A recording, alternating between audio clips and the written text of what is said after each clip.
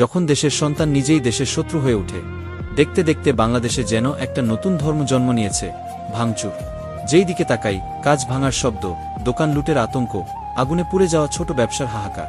উদ্দেশ্য ইসরায়েলি পণ্য বর্জন, পদ্ধতি দেশের সম্পদ ধ্বংস।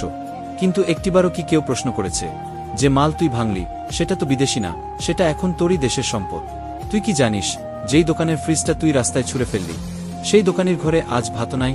যে ডিলার একটা ট্রাক পণ্য এনে রেখেছিল, সে এখন ব্যাংক লোনের দায়ে নিঃস্ব। আর সরকার চুপচাপ। আইন নাই, ঘোষণা নাই, তোরে রাস্তায় নামতে বলছে কেউ না, তুই নিজেই নেমেছিস, নিজের হাতে নিজের দেশে মাটি খুঁড়তেছিস। ভাই, তুই তো একজন যোদ্ধা হইতে চাস, কিন্তু আচরণে তুই এখন দেশদ্রোহীর মতো আচরণ করতেছিস। তুই ইসরায়েলি পণ্য ভাঙিস, কিন্তু জানিস না তুই যা ভাঙলি তার দাম পরিশোধ করা হয়েছে দেশের টাকা দিয়ে। তোর ক্ষোভের আগুনে পুড়ছে তোর ভাইয়ের দোকান, তোর চাচার ব্যবসা, তোর বন্ধুর চাকরি। এই যে পণ্য যা তুই আগুনে পোড়াইলি, এইটা যদি দেশের বাজারে আসে, সেটা কি সাধারণ জনগণ না কিনছে? তুই ভাঙিস, তুই কিনিস, তুই আবার আন্দোলন করিস। তোর অবস্থান আসলে কোথায়? ভুল করিস না ভাই, এই পথ একটাই যায়, গৃহযুদ্ধের দিকে।